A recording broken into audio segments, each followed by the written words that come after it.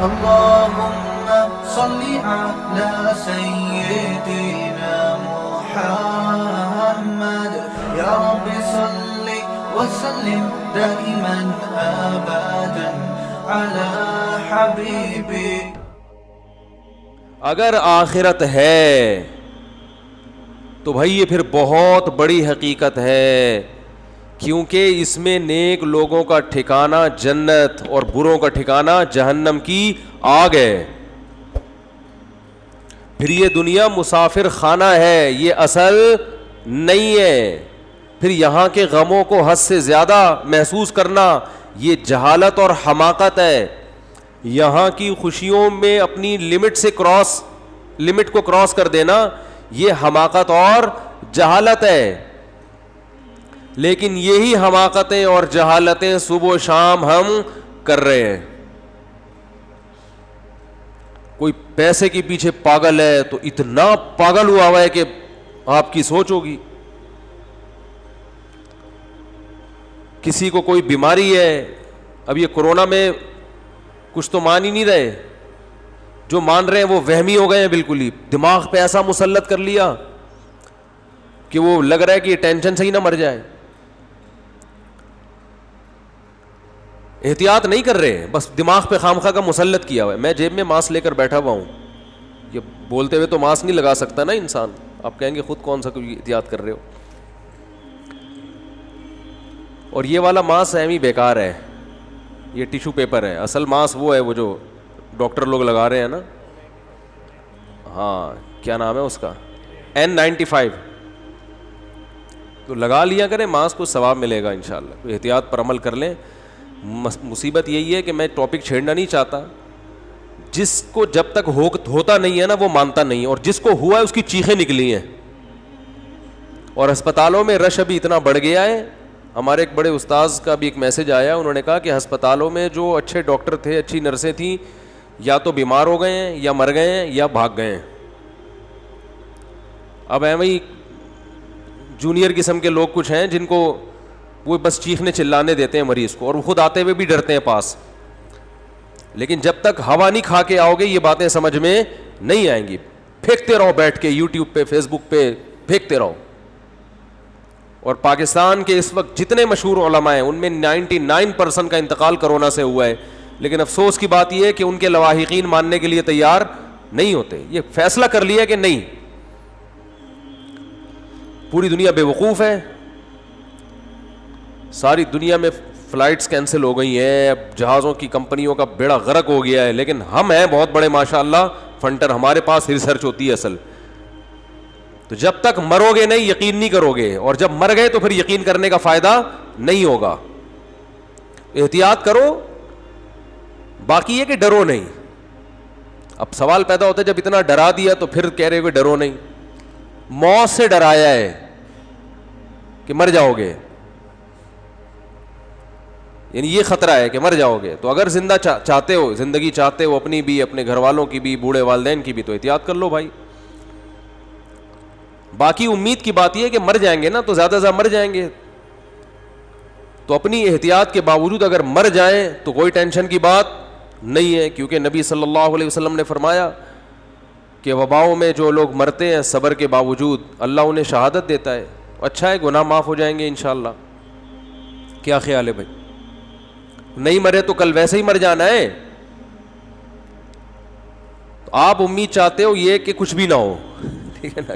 ایسے تھوڑی امید ہوگی، کچھ تو ہوگا. حالات بھی ابھی جو میں نے قرآن کی آیت پڑھی ہے اس میں تو اس کا تو مضمون ہی یہی ہے، ہم تمہیں آزمائیں گے. بشیء من الخوف ونقص من الاموال والانفس والثمرات، خوف میں مبتلا کریں گے تمہیں. خوف میں مالوں کا نقصان بھی ہوگا، معاشی. بڑے بڑے کروڑ پتی لوگ روڈ پہ آ سکتے ہیں، پیسہ ڈوب سکتا ہے. دنیا میں اللہ نے ہمیں پیڑے کھانے کے لیے پیدا نہیں کیا. بہت سے لوگ بہت دنوں سے پیڑے کھا رہے ہیں، وہ سمجھتے ہیں کہ یہ ہم موت تک پیڑے کھاتے رہے. بہت سے ملکوں نے پیڑے کھائے ہیں، ان کرونا نے ان کے منہ سے پیڑے چھین لیے. سمجھ رہے ہو؟ بہت سی قوموں نے، بہت سے ملکوں نے، بہت سے افراد نے پیڑے کھائے ہیں. بہت سے ملک بہت ترقی پر ہیں اور مسلسل پیڑے کھائے جا رہے ہیں. اس کرونا نے ان کے منہ سے بھی پیڑے بولو بھائی ہلا دیا ان کو. بہت سی جہازوں کی کمپنیوں نے بہت زیادہ پیڑے کھائے ہیں, ان کمپنیوں کا دیوالیہ نکل گیا. یہ ہے وَلَنَبْلُوَنَّكُمْ, اللہ فرماتے ہیں ہم تمہیں آزمائیں گے, اجتماعی سطح پہ بھی اور انفرادی سطح پہ بھی. بِشَيْءٍ مِّنَ الْخَوْفِ, خوف میں مبتلا کر دیں گے. ہم کریں گے یہ کام, یہ نیچر نہیں کرتی کہ خود بخود ہو رہا ہے. ملحد کہتا ہے بس یہ نیچر کا ایک حصہ ہے, فطرت کا حصہ ہے. فطرت بذات خود کوئی چیز نہیں ہے, اس کو بنانے والا اللہ ہے. بِشَيْءٍ مِّنَ الْخَوْفِ وَالْجُوعِ, بھوک بھی مسلط کریں گے, معاشی نقصان. وَنَقْصٍ مِّنَ الْأَمْوَالِ وَالْأَنفُسِ, مال کا نقصان, جانوں کا نقصان, انسانی ہلاکتیں ہوں گی. وَالثَّمَرَاتِ, پیداوار کا بھی نقصان ہوگا. تو اللہ نے کیا فرمایا ان حالات میں, وَبَشِّرِ الصَّابِرِينَ, صبر کرنے والوں کو خوشخبری سنا دیں. جو غیر مسلم ہے وہ صبر نہیں کرے گا. دیکھو غیر مسلم کا جو صبر ہے نا, وہ ان کے جو موٹیویشنل اسپیکر ہیں وہ ان کو سمجھاتے ہیں کہ اس صبر کرنے سے جب تم ٹینشن نہیں لوگے تو ٹینشن نہ لینے سے بیماری کا خطرہ کم ہو جائے گا. اس لیے وہ چہرے کے ایکسپریشن سے, جو ان میں پڑھے لکھے لوگ ہیں, چہرے کے تاثرات سے, اور کوشش کرتے ہیں کہ ہم میڈیا کے سامنے جب آئیں اور بات کریں تو ہم یہ شو کریں کہ ہمیں کچھ بھی نہیں ہے. اندر اندر سے گھل رہے ہوتے ہیں وہ. ہمارے ہاں دل میں غم نہ بھی ہو تو چیخ منہ سے ایسے ظاہر کرے گا کیونکہ ٹریننگ نہیں ہے نا, تربیت نہیں ہے, کہ جیسے ساری دنیا کا غم اسی کو ہے. عمل سے لگ رہا ہوگا کہ یہ غمزدہ نہیں ہے, لیکن جو دل کی راحت ہے, دل کی خوشی ہے, وہ اللہ صرف اہل ایمان ہی کو دیتے ہیں تکلیفوں میں.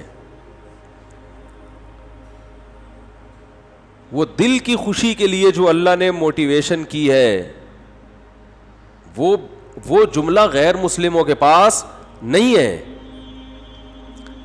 فرمایا وَبَشِّرِ الصَّابِرِينَ, صبر کرنے والوں کو خوشخبری سنا دے. خوشخبری جو ان غموں میں صبر کرے گا.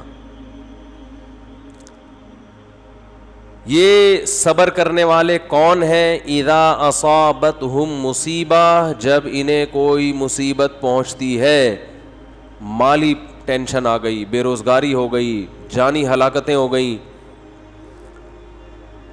قالوا, تو یہ جواب میں کہتے ہیں انا للہ, یہ خود سے نہیں ہے, ہم کس کے غلام ہیں؟ اللہ کے. تو مالک کو اجازت ہے کہ وہ اپنے غلام کو آزمائش میں ڈال سکتا ہے. ہم اللہ کے غلام ہیں بھائی, یہ اللہ کے تصرفات ہیں. اتفاقی حادثات پہ انسان ٹینشن لیتا ہے, جو پہلے سے پلاننگ کے تحت ہوں اور اس کی پلاننگ کرنے والا ہمارا رب ہو اور ہم سے محبت کرتا ہو, اس کی طرف سے پریشانی تو ہمیں بنانے کے لیے, ہمیں بگاڑنے کے لیے اور عذاب دینے کے لیے نہیں ہے. انا للہ, ہم اللہ کے غلام ہیں, وَإِنَّا إِلَيْهِ رَاجِعُونَ, اور اسی کی طرف ہم نے لوٹ کر جانا ہے, اسی کی طرف لوٹ کر جانا ہے. کیا مطلب بھائی؟ دنیا مسافر خانہ ہے, یہاں اگر مر گئے تو ہمیشہ کے لیے ختم نہیں ہو رہے. یہاں اگر آپ کو کوئی پریشانی آ رہی ہے اور کوئی آپ کے دکھ درد بانٹنے والا نہیں ہے تو ٹینشن لینے کا نہیں ہے, اس لیے کہ اللہ ہے, وہ دیکھ رہا ہے اس مصیبت میں کہ یہ کیسے صبر کرتا ہے, اور وہ اس مصیبت میں قیامت کے دن اجر دے گا, نوازے گا. وہ ہمارے حضرت مفتی رشید احمد صاحب رحمہ اللہ تعالی ایک بہت زبردست بات بیان کیا کرتے تھے. فرماتے تھے کہ جیسے کسی کو بخار ہو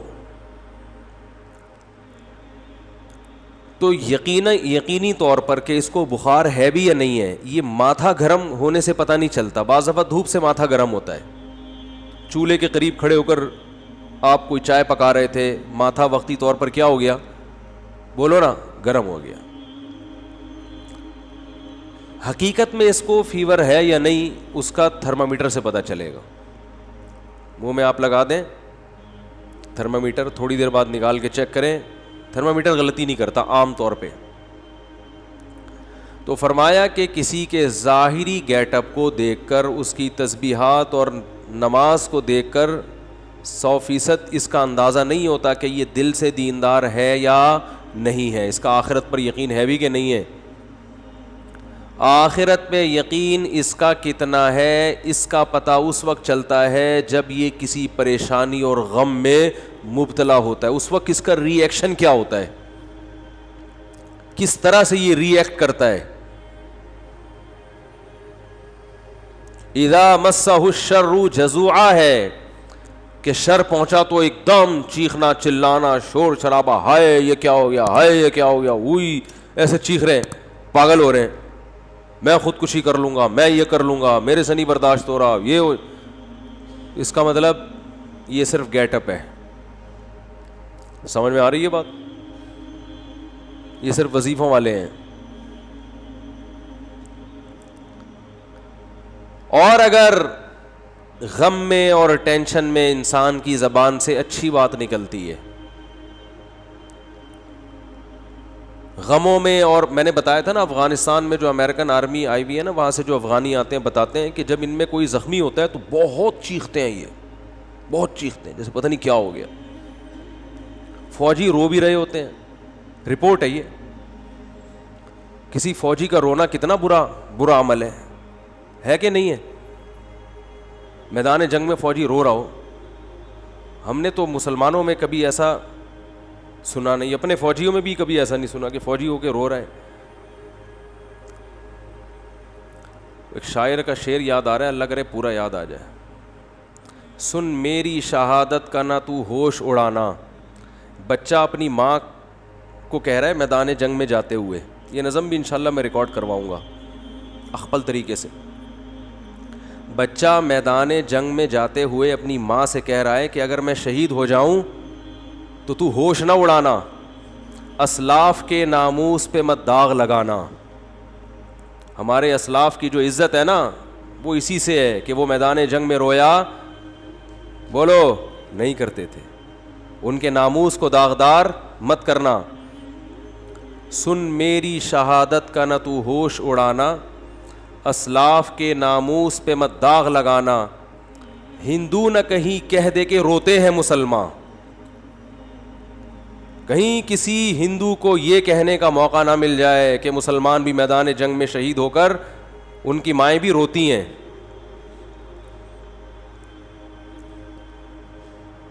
پھر کہتا ہے کٹ جاؤں مقتل میں تو اف تک نہیں کہنا. تو ماں کا اپنے بیٹے کی شہادت پہ رونا یہ برا نہیں ہے, یہ تو محبت کی علامت ہے. رونا تو سنت ہے, واویلا کرنا, چیخنا چلانا.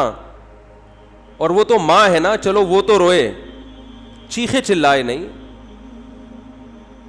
اپنی نواسی کی موت پر ہمارے نبی صلی اللہ علیہ وسلم کی بھی آنکھوں سے آنسو جاری ہوئے. آپ نے فرمایا کہ دل غمزدہ ہے, آنکھیں بہہ رہی ہیں, زبان وہی کہے گی جس پہ ہمارا رب راضی ہوگا. زبان سے وہی کہیں گے جس پہ اللہ کیا ہوگا راضی. آنکھوں پہ کنٹرول نہیں ہے تو رونے پر پابندی نہیں ہے. میدان جنگ میں تو رونا بری بات ہے. تو امریکیوں سے گزارش ہے کہ ہمارے ہاں ٹرکوں کے پیچھے لکھا ہوا ہوتا ہے تپڑ ہے تو پاس کر ورنہ برداشت کر. اس کا انگلش میں ترجمہ کروا کے اپنی پینٹوں کے پیچھے لکھوا لیں گے کہ بھائی جب افغانستان میں آنے کا تپڑ تھا تو آنا چاہیے تھا, پھر رونے کی بات کیا ہے, پھر رونے کی بات کیا ہے. اور اگر آ کے رونا ہی تھا تو پھر آنے کی چندہ ضرورت نہیں تھی. آپ سپر پاور ہو, آپ نے دنیا میں بےزتی کروا دی. آپ نے نہیں, یعنی آپ کے فوجیوں نے. تو ان کو چاہیے کہ ہمارے ہاں ٹرکوں کے پیچھے لکھا ہوتا ہے, اس کا کوئی انگلش میں ترجمہ کروا کے اگر شائع کر دے تو یہ بہت زبردست. ٹرکوں کے پیچھے, رکشوں کے پیچھے جو آپ کو اقوال ملیں گے وہ جمعے کے بیانات میں اتوار میں نہیں ملیں گے آپ کو, حقیقت بتا رہا ہوں, بڑے سبق آموز باتیں ہوتی ہیں اس میں. تو اگر اوباما یہ پڑھ لیتے محترم, تو میرا خیال ہے یہ جرت اور ہمت نہ ہوتی. تو وہاں جو افغانی لوگ بتاتے ہیں کہ جو امریکن سے لڑنے والے لوگ ہیں ان کے جب گولی لگتی ہے تو ان کا ریئیکشن الگ انداز سے ہوتا ہے, امریکن کے جب لگتی ہے تو وہ پاگلوں کی طرح عجیب سے چیخ رہے ہوتے ہیں, چلا رہے ہوتے ہیں, وہی کیا ہو گیا. تو ان کا چیخنا بالکل درست ہے, اس لیے کہ ان کے سامنے آخرت نہیں ہے. ان تکونوا تعلمون فإنهم يعلمون كما تعلمون وترجون من الله ما لا يرجون.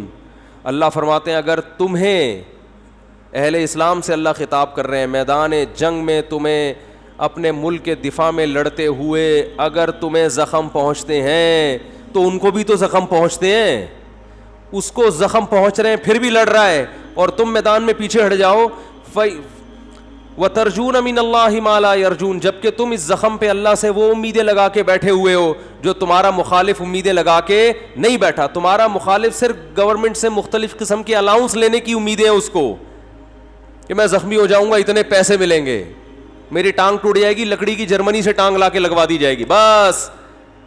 ان کو اپنے حکمرانوں سے امیدیں ہیں اور مرنے کے بعد تو وہ بھی نہیں ہے. میدان جنگ میں مر گئے تو اب کیا کیا کس توپوں کی سلامی قبر پہ دی جائے یا 25 توپوں کی, اس سے مردے کو کیا فائدہ ہے. وہ کہے گا مجھے تو مار دیا نا. کہتے ہیں اس کے لواحقین کو نواز دیں گے, تو لواحقین کو نواز کے, یہ بھی تو اپنے لواحقین میں سب سے پہلے تو یہ تھا, لواحقین کے لیے اپنے آپ کو ہی مروا دیا. کہے گا یار اتنا پروٹوکول تو میں زندگی میں لواحقین کو نہیں دیتا تھا. تو یہ مزیداری نہیں ہے, مزیداری ہے ان تکونوا تعلمون فإنهم يعلمون كما تعلمون وترجون من الله ما لا يرجون. خدا کی قسم قرآن کی اس ایک آیت نے ایسا مسلمانوں کو موٹیویٹ کیا ہے اپنے قوم کے لیے, اپنے ملک کے لیے, اپنے مذہب کے لیے لڑنے کا, ایسی آگ بھری ہے. اللہ فرماتے ہیں اگر تم زخمی ہوتے ہو تو انہیں بھی تو زخم پہنچتے ہیں, وہ تھوڑی جیسے آتے ہیں ویسے کے ویسے, کچھ تو تم نے ان کو بھی مارا ہوتا ہے. اس کے باوجود وہ میدان میں اتر رہے ہیں.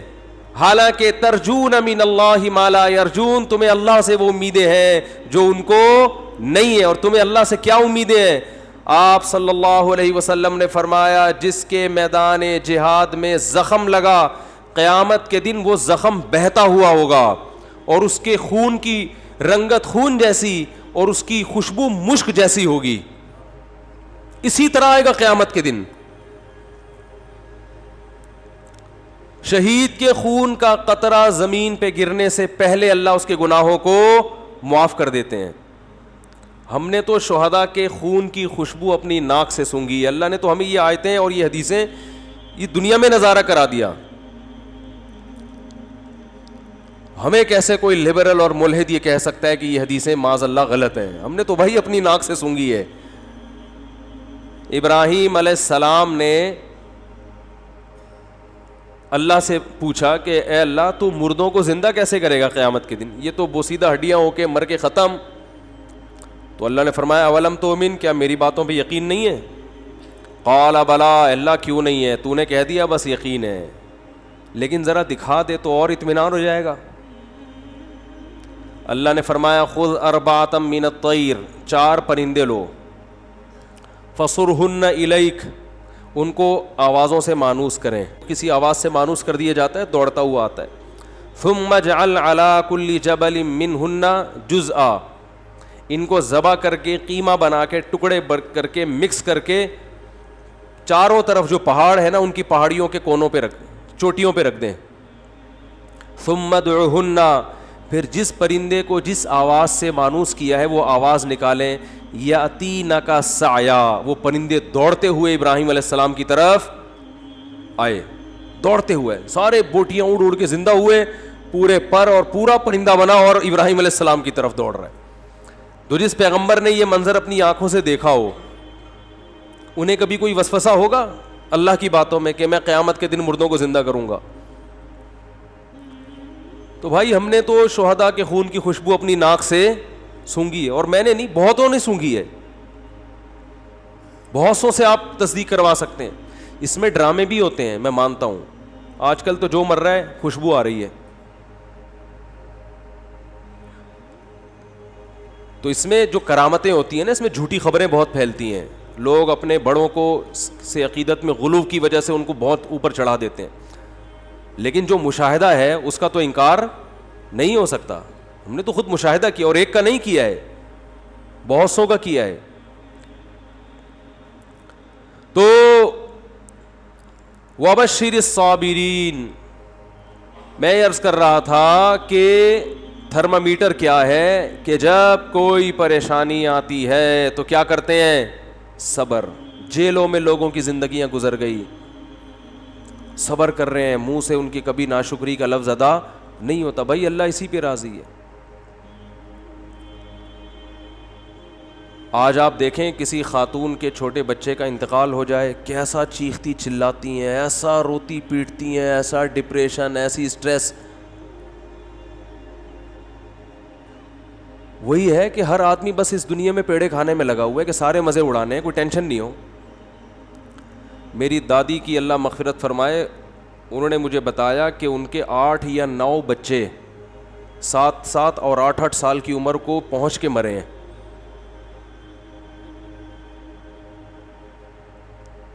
پھر غالباً 3 بچے ان کے بچے تھے,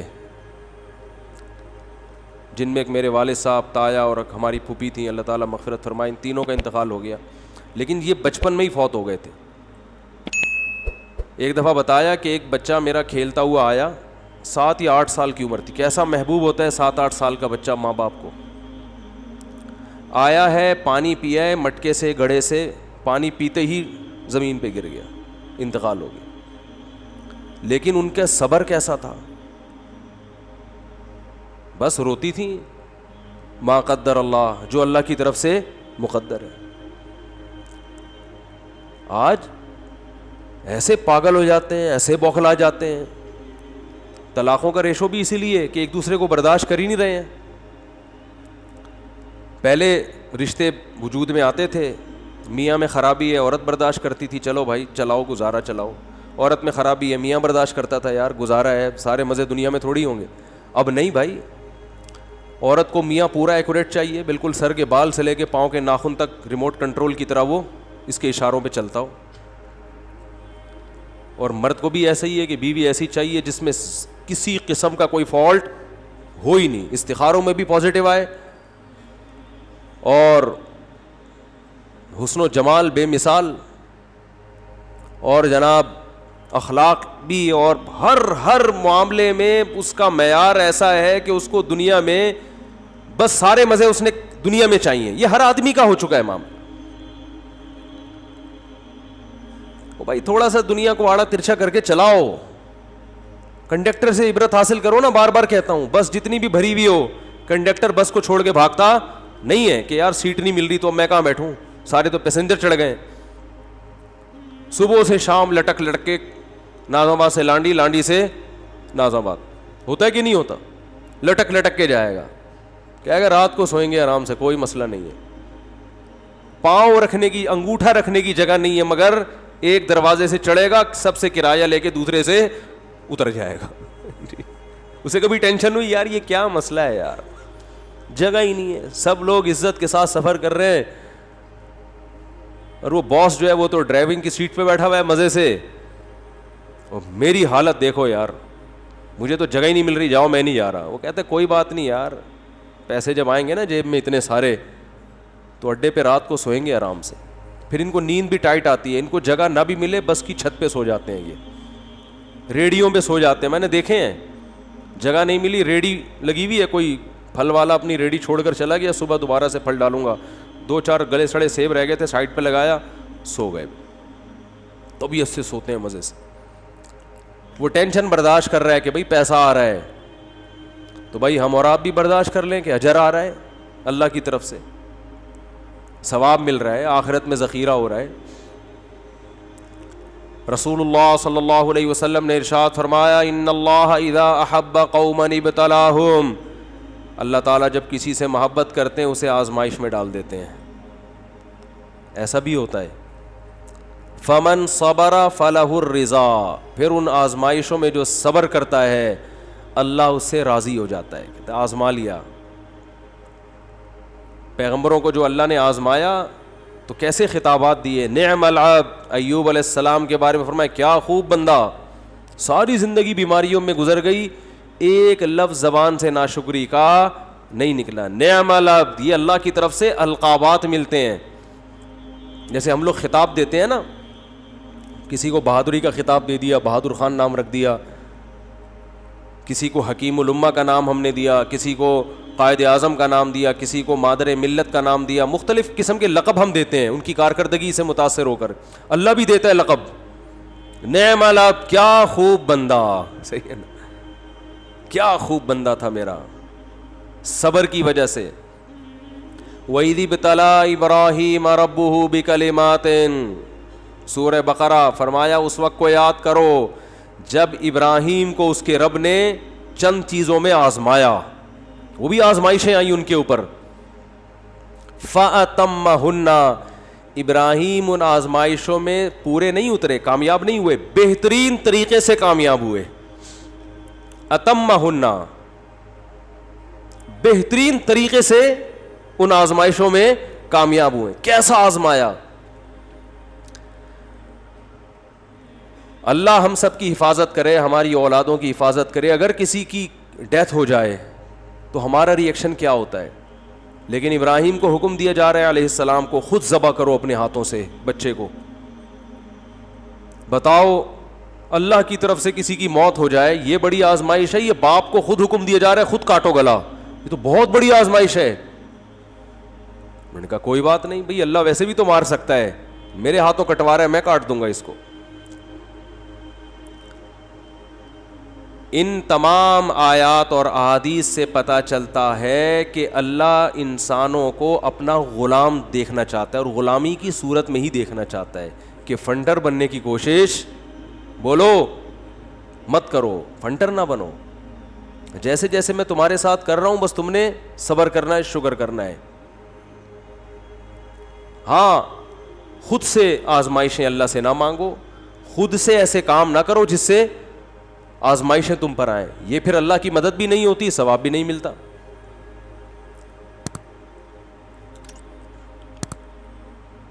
وَلَنَبْلُوَنَّكُمْ, فرمایا آزماتے رہیں گے. مفتی طارق مسعود صاحب کے بیانات سننے کے لیے youtube.com/مفتی طارق مسعود کو سبسکرائب کریں, اور اگر آپ لائیو ویڈیو کو کبھی بھی مس نہیں کرنا چاہتے ہیں تو سبسکرائب کرنے کے بعد بیل آئیکن پہ کلک کرنا مت بھولیں. جزاک اللہ.